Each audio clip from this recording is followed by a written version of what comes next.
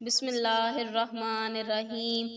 حضرت ابراہیم علیہ السلام نے بت پرستی کے معاملے میں پہلے تو اپنی قوم سے مناظرہ کر کے حق کو ظاہر کر دیا، مگر لوگوں نے حق کو قبول نہیں کیا، بلکہ یہ کہا کہ کل ہماری عید کا دن ہے اور ہمارا ایک بہت بڑا میلہ لگے گا، وہاں آپ چل کر دیکھیں کہ ہمارے دین میں کیا لطف اور کیسی بہار ہے۔ اس قوم کا یہ دستور تھا کہ سالانہ ان لوگوں کا ایک میلہ لگتا تھا۔ لوگ ایک جنگل میں جمع ہوتے اور دن بھر لہو و لعاب میں مشغول رہ کر شام کو بت خانہ میں جا کر بتوں کی پوجا کرتے اور بتوں کے چڑھاوے، مٹھائیوں اور کھانوں کو پرساد کے طور پر کھاتے۔ حضرت ابراہیم علیہ السلام قوم کی دعوت پر تھوڑی دیر تو میلہ کی طرف چلے، لیکن پھر اپنی بیماری کا عذر کر کے واپس چلے آئے اور قوم کے لوگ میلہ میں چلے گئے۔ پھر جو میلہ میں نہیں گئے، آپ نے ان لوگوں سے صاف صاف کہہ دیا، اور مجھے اللہ کی قسم ہے میں تمہارے بتوں کا برا چاہوں گا بعد اس کے کہ تم پھر جاؤ پیٹھ دے کر۔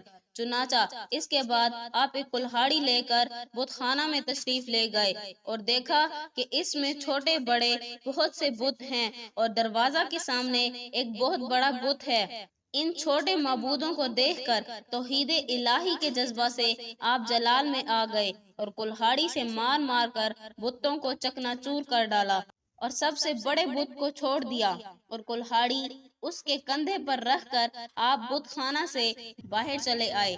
قوم کے لوگ جب میلہ سے واپس آ کر بت پوجنے اور پرساد کھانے کے لیے بت خانہ میں گھسے تو یہ دیکھ کر حیران رہ گئے کہ ان کے دیوتا ٹوٹے پھوٹے پڑے ہوئے ہیں۔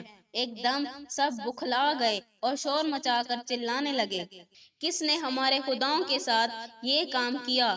بے شک وہ ظالم ہے۔ تو کچھ لوگوں نے کہا کہ ہم نے ایک جوان کو جس کا نام ابراہیم ہے، اس کی زبان سے ان بتوں کو برا بھلا کہتے ہوئے سنا ہے۔ قوم نے کہا کہ اس جوان کو لوگوں کے سامنے لاؤ، شاید لوگ گواہی دیں کہ اس نے بتوں کو توڑا ہے۔ چنانچہ حضرت ابراہیم علیہ السلام بلائے گئے تو قوم کے لوگوں نے پوچھا کہ اے ابراہیم، کیا تم نے ہمارے خداؤں کے ساتھ یہ سلوک کیا ہے؟ تو حضرت ابراہیم علیہ السلام نے فرمایا کہ تمہارے اس بڑے بت نے کیا ہوگا، کیونکہ کلہاڑی اس کے کاندھے پر ہے۔ اگر ٹوٹے پھوٹے خداؤں ہی سے کیوں نہیں پوچھتے کہ کس نے تمہیں توڑا ہے؟ اگر یہ بت بول سکتے ہوں تو انہی سے پوچھ لو، وہ خود بتا دے کہ کس نے انہیں توڑا ہے۔ قوم نے سر جھکا کر کہا کہ اے ابراہیم، ہم ان خداؤں سے کیا اور کیسے پوچھیں؟ آپ تو جانتے ہی ہیں کہ یہ بت بول نہیں سکتے۔ یہ سن کر حضرت ابراہیم علیہ السلام نے جلال میں تڑپ کر فرمایا، کہا تو کیا اللہ کے سوا ایسے کو پوچھتے ہو جو نہ تمہیں نفع دے اور نہ نقصان پہنچائے؟ تف ہے تم پر اور ان بتوں پر جن کو اللہ کے سوا پوچھتے ہو، تو کیا تمہیں عقل نہیں؟ آپ کی اس حق گوئی کا نعرہ سن کر قوم نے کوئی جواب نہیں دیا، بلکہ شور مچایا اور چلا کر بت پرستوں کو بلایا، ان کو جلا دو اور اپنے خداؤں کی مدد کرو اگر تمہیں کرنا ہے۔ چنانچہ ظالموں نے اتنا لمبا چوڑا آگ کا الاؤ جلایا کہ اس آگ کے شعلے اتنے بلند ہو رہے تھے کہ اس کے اوپر سے کوئی پرندہ بھی اڑ کر نہیں جا سکتا تھا۔ پھر آپ کو ننگے بدن کر کے ان ظلم و ستم کے مجسموں نے ایک گوپھن کے ذریعے اس آگ میں پھینک دیا اور اپنے اس خیال میں مگن تھے کہ حضرت ابراہیم علیہ السلام جل کر راکھ ہو گئے ہوں گے، مگر حکم الحاکمین کا فرمان اس آگ کے لیے یہ صادر ہو گیا کہ ہم نے فرمایا، اے آگ ہو جا ٹھنڈی اور سلامتی ابراہیم پر۔ چنانچہ نتیجہ یہ ہوا جس کو قرآن نے اپنے قاہرانہ لہجے میں ارشاد فرمایا کہ اور انہوں نے اس کا برا چاہا تو ہم نے انہیں سب سے بڑھ کر ضیاء کر دیا۔ آگ بجھ گئی اور حضرت ابراہیم علیہ السلام زندہ اور سلامت رہ کر نکل آئے۔ اور ظالم لوگ کف افسوس مل کر رہ گئے۔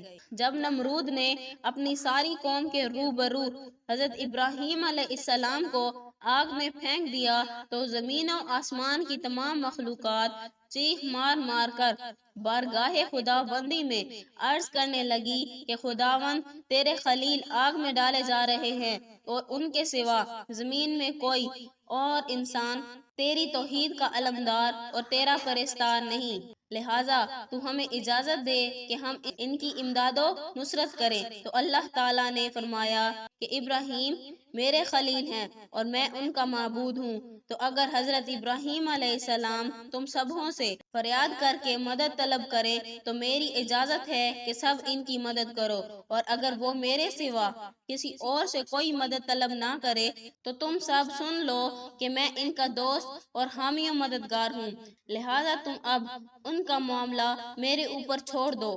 اس کے بعد آپ کے پاس پانی کا فرشتہ آیا اور کہا کہ اگر آپ فرمائیں تو میں پانی برسا کر اس آگ کو بجھا دوں۔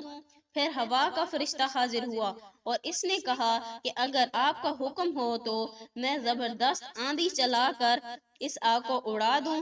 آپ نے ان دونوں فرشتوں سے فرمایا کہ مجھے تم لوگوں کی کوئی ضرورت نہیں، مجھ کو میرا اللہ ہی کافی ہے اور وہی میرا بہترین کارساز ہے، وہی جب چاہے گا اور جس طرح چاہے گا